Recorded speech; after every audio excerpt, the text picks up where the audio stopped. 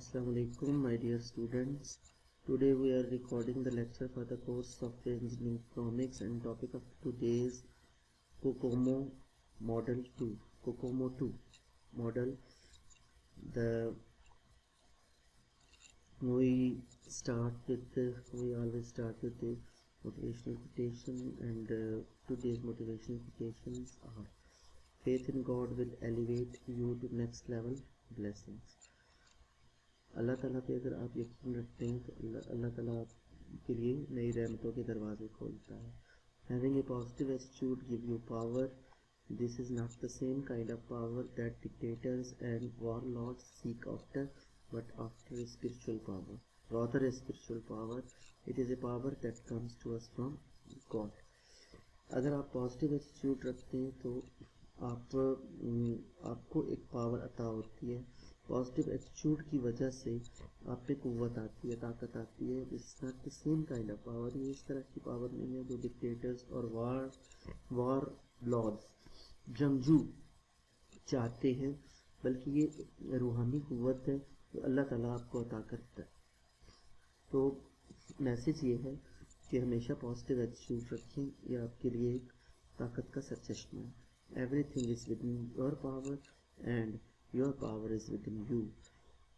आप इस कुव्वत के साथ सब कुछ कर सकते हैं, और यही जो कुव्वत और ये कुव्वत आपके अपने अंदर है.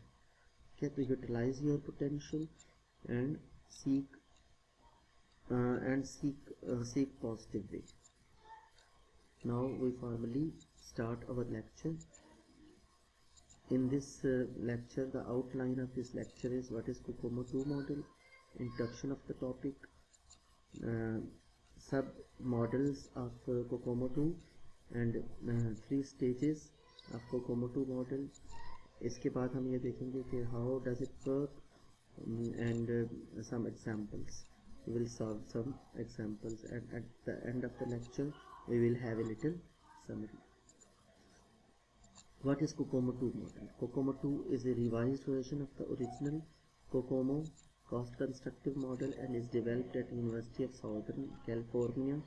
It is the model that allows one to estimate the cost, effort and schedule when planning a new software development activity. आप लोग ये जानते हो कि COCOMO 2 मॉडल कॉस्ट और एफर्ट और शेड्यूल को एस्टिमेट करने के लिए यूज़ होता है. बिल्कुल इसी तरह COCOMO मॉडल भी कॉस्ट और एफर्ट और शेड्यूल को एस्टिमेट करने के लिए ही यूज़ होता है. अब the COCOMO 2 model consist of 3 sub models: and user programming, application generation and जो पहला सेक्शन है, पहला सब मॉडल है वो एंड यूज़र प्रोग्रामिंग है. दूसरे सब मॉडल में आगे 3 सब मॉडल्स हैं: application generation and composition aids, application composition, system integration, and third sub model is infrastructure. तो अब हम इन तीनों सब मॉडल्स के बारे में जानते हैं. सबसे पहले end user programming. Application generators are used in the sub model. End user write the code by using these application generators. Application generators को यूज़ करते हुए हम कोड राइट करते हैं. जिस तरह से एग्जांपल्स हैं, सेपरेट शीट्स हैं और रिपोर्ट जनरेटर्स हैं. ऑफ द शेल्फ कंपोनेंट्स को यूज़ करते हुए, जो ऑलरेडी डेवलप्ड कंपोनेंट्स हैं उनको यूज़ करते हुए हम प्रोग्रामिंग एंड यूज़र के लिए प्रोग्रामिंग की जाती है. इंटरमीडिएट सेक्शन है. इंटरमीडिएट सेक्टर में आगे मैंने आपको पहले भी बताया कि 3 सब मॉडल्स और एग्जिस्ट करते हैं. अगली स्लाइड्स में उन मॉडल्स के बारे में जानते हैं. एप्लीकेशन जनरेशन कंपोजिशन एड्स हैं. Category will create largely pre-packaged capabilities for user programming. Their product will have many reusable components. मैंने जो पिछली स्लाइड में भी आप लोगों को बताया, COTS commercial off the shelf components, जो ऑलरेडी डेवलप्ड कंपोनेंट्स हैं उनको यूज़ करते हुए हम प्रोग्रामिंग करते हैं. Typical firms operating in the sector are Microsoft, Lotus, Oracle, IBM, Borland, Novell, etc. दूसरा सबसेक्शन है इंटरमीडिएट सबसेक्शन का, application composition sector. This category is too diversified and to be handled by pre-packaged solutions. It includes GUI, databases, domain-specific components such as financial, medical or industrial process control packages. इस subsection में domain specific solutions जो components exist करते हैं databases और GUI की form में, उनको utilise किया जाता है. And the third one is system integration. That category deal with large scale and highly embedded systems. अब कोकोमो 2 मॉडल के 3 स्टेजेस हैं, stage 1, stage 2 and stage 3. Stage 1 it support estimation of prototyping. For this it used application composition estimation model. This model is used for prototyping stage of application generators and system integration. इस stage पे आप prototyping करते हैं. Second stage is support estimation. The early stage of the project when we less know about it. For this it used early design estimation model.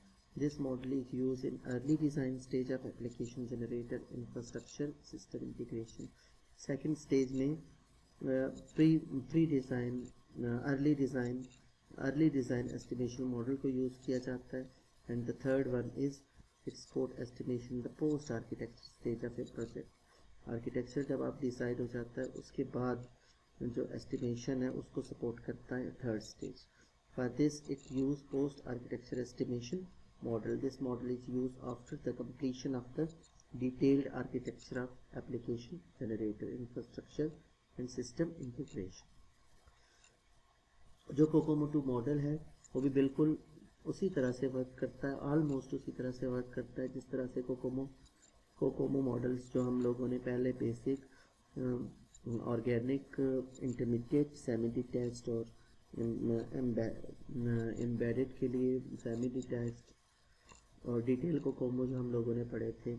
3 stages जो हम लोगों ने पढ़ी थी, बेसिक, सेमी डिटैच्ड, इंटरमीडिएट और detailed Kokomo. तो जिस तरह से वो वर्क करते हैं उसी तरह से कोकोमो भी वर्क करता है, लेकिन समवट डिफरेंट है. कोकोमो में हम ऑब्जेक्ट पॉइंट्स को काउंट करते हैं, ऑब्जेक्ट्स पॉइंट्स को काउंट पर करते हैं, और कोकोमो 2 मॉडल रीयूजेबिलिटी को भी कंसिडर करता है. जो कोकोमो 2 मॉडल है इसमें जो ऑब्जेक्ट्स हैं वो स्क्रीन्स, रिपोर्ट्स और 3GL कंपोनेंट्स हैं. स्क्रीन्स में हम नंबर ऑफ व्यूज कंटेन करते हैं और source of data table servers और क्लाइंट हो सकते हैं. अगर number of views less than 3 हैं और सर्वर टेबल्स और client tables less than 2, server tables और लेस देन 3 क्लाइंट टेबल्स हैं और टोटल लेस देन 4 हैं, तो उनकी जो रेटिंग है वो सिंपल होगी. इसी तरह से हम मीडियम और डिफ़िकल्ट रेटिंग इन हर एक के लिए, स्क्रीन्स के लिए और रिपोर्ट्स के लिए फाइंड करते हैं बाय यूजिंग दीज टेबल्स. अगर हम बिल्कुल इसी तरह से जिस तरह से हमने स्क्रीन्स के लिए रेटिंग, उनकी कम्प्लेक्सिटी की रेटिंग फाइंड की है, बिल्कुल उसी तरह से हम रिपोर्ट्स के लिए भी फाइंड करते हैं. रिपोर्ट्स में और स्क्रीन में डिफरेंस ये है कि रिपोर्ट में नंबर ऑफ़ व्यूज़, स्क्रीन्स में नंबर ऑफ़ व्यूज़ होते हैं और रिपोर्ट्स में number of sections. Number of sections अगर 0 और 1 है और सर्वर टेबल्स जिनसे डेटा रिट्रीव करके आ रहे हैं वो लेस देन 2 और क्लाइंट टेबल्स लेस देन 3 हैं और टोटल लेस देन 4 हैं, तो कैटेगरी सिंपल होगी. थर्ड जो हमारा टेबल है वो कम्प्लेक्सिटी वेट्स हैं. जो हमने ऑब्जेक्ट टाइप्स, हमारी ऑब्जेक्ट टाइप्स स्क्रीन्स, रिपोर्ट्स और 3G कंपोनेंट्स हैं. अगर स्क्रीन्स सिंपल की कैटेगरी में फॉल करती हैं by using these tables previously discussed in slide number 8 and 9, तो उनका जो complexity weight है वो 1 होगा, और अगर स्क्रीन मीडियम में फॉल करती हैं तो 2 होगा और डिफ़िकल्ट में फॉल करती हैं तो 3 होगा. सिमिलरली इन रिपोर्ट्स, अगर रिपोर्ट्स सिंपल हैं तो complexity weight 2 होगा और रिपोर्ट अगर मीडियम है तो 5 और डिफ़िकल्ट हो तो 8. 3GL में सिंपल और मीडियम को कंसिडर नहीं किया जाता, सिर्फ और सिर्फ डिफ़िकल्ट को कंसिडर किया जाता है और उसकी वैल्यू 10 है। जो स्टेप्स यूज़ होते हैं कोकोमो मॉडल में वो 7 स्टेप्स हैं। सबसे पहले हम असेस ऑब्जेक्ट पॉइंट्स को काउंट करते हैं, estimate the number of screens, reports and 3GL that will comprise this application. फिर हम क्लैरिफाई करते हैं कम्प्लेक्सिटी लेवल को by using these tables discussed on slide number 8 and 9. Classify complexity. We must classify each object instance into simple, medium and difficult. उसके बाद हम complexity weights assign करते हैं जो हम लोगों ने पढ़े हैं slide number 10 में। उसके बाद चौथा स्टेप है डिटर्मिन द ऑब्जेक्ट पॉइंट्स। मैंने आप लोगों को पहले भी बताया कि जो कोकोमो 2 मॉडल है वो ऑब्जेक्ट पॉइंट्स में डील करता है। Add all the weighted objects instances to get one number and this is known as object point count। उसका फार्मूला है कि सब जो ऑब्जेक्ट इंस्टांसेस हैं उनको कम्प्लेक्सिटी वेट से मल्टीप्लाई करते हैं और उन सारों को ऐड अप कर लेते हैं तो वो हमारे ऑब्जेक्ट पॉइंट्स बन जाते हैं। पांचवा पॉइंट है हम न्यू ऑब्जेक्ट पॉइंट्स NOP किस तरह से एस्टिमेट करते हैं। जितनी भी परसेंटेज है रीयूज़ की जो हम लोगों ने ऑफ द शेल्फ कंपोनेंट्स को यूज़ किया है उस रीयूजेबिलिटी को हम माइनस कर देते हैं ऑब्जेक्ट पॉइंट से और इस तरह से हमारा जो टोटल एस्टिमेट है वो रिड्यूस हो जाता है। NOP हम फाइंड करते हैं ऑब्जेक्ट काउंट जो हम लोगों को स्टेप नंबर 4 से मिला है उसको हम मल्टीप्लाई करते हैं 100 minus percentage of reuse divided by 100 और इस तरह से हमें NOP न्यू ऑब्जेक्ट पॉइंट्स मिल जाते हैं। जो छठा स्टेप है हम प्रोडक्टिविटी रेट को कैलकुलेट करते हैं। Productivity rate is calculated based on the information given about developers experience and capability. अगर डेवलपर्स एक्सपीरियंस वेरी लो है तो प्रोडक्टिविटी का फैक्टर 4 होगा, लो है तो 7, नॉमिनल है तो 13, हाई है तो 25 एंड वेरी हाई है तो 50। अगर डेवलपर्स एक्सपीरियंस ज़्यादा होगा तो प्रोडक्टिविटी इंक्रीज करेगी। सातवां स्टेप जो आखिरी स्टेप है उसमें हम एफर्ट को एस्टिमेट करते हैं, न्यू ऑब्जेक्ट पॉइंट को डिवाइड करते हैं प्रोडक्टिविटी से। आप लोगों को आइडिया है कि प्रोडक्टिविटी का फैक्टर जो डिनोमिनेटर है जितना ज़्यादा होगा उतनी एफर्ट कम होगी। प्रोडक्टिविटी ऑफ द प्रोग्रामर जितनी हाई होगी एफर्ट कम होगी और एफर्ट को हम मेजर करते हैं पर्सन मंथ्स में। अब हम एक छोटी सी एग्जांपल देखते हैं जिससे हम अपने इस कॉन्सेप्ट को और ज़्यादा क्रिस्प करते हैं और ज़्यादा साउंड करते हैं। एक database application with the application has 4 screens and 4 views. Each has 7 data tables for 3 servers and 4 clients. Application may generate 2 reports of 6 sections each from 7 data tables for 2 servers and 3 clients. 10% reuse of the object points. Developers experience and capabilities. Similar environment is low. Calculate the object point count, new object point and report and effort to develop such project.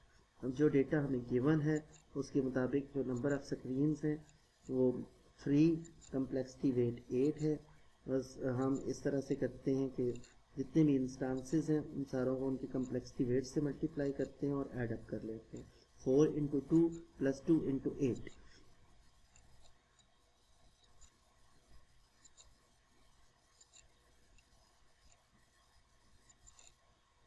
इस तरह से जो total हमारा object points count बना है वो 24 है।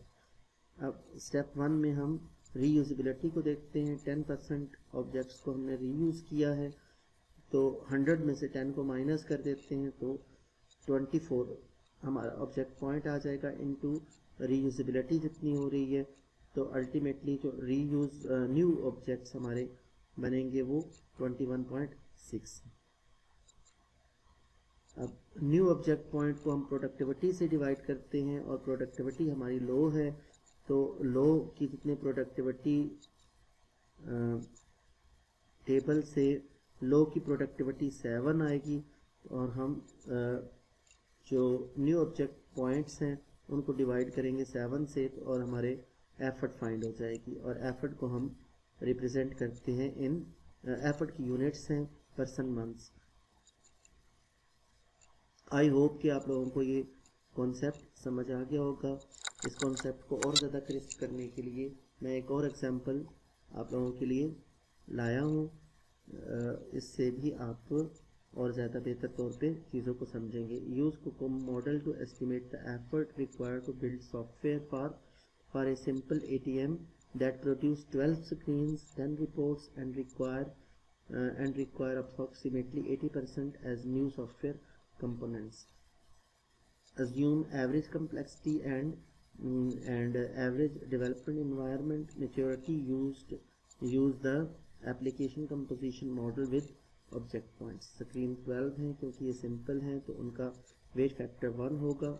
10 reports हैं, उसको हम 2 वेटिंग फैक्टर से मल्टीप्लाई करें तो 20 आ जाएगा। तो हम लोग जानते हैं कि 3GL हमारा यहाँ पे यूज़ नहीं हो रहा, वो 0 होगा, नॉट एप्लीकेबल है। इन सब को एड अप करेंगे तो ये 32 बन जाएगा।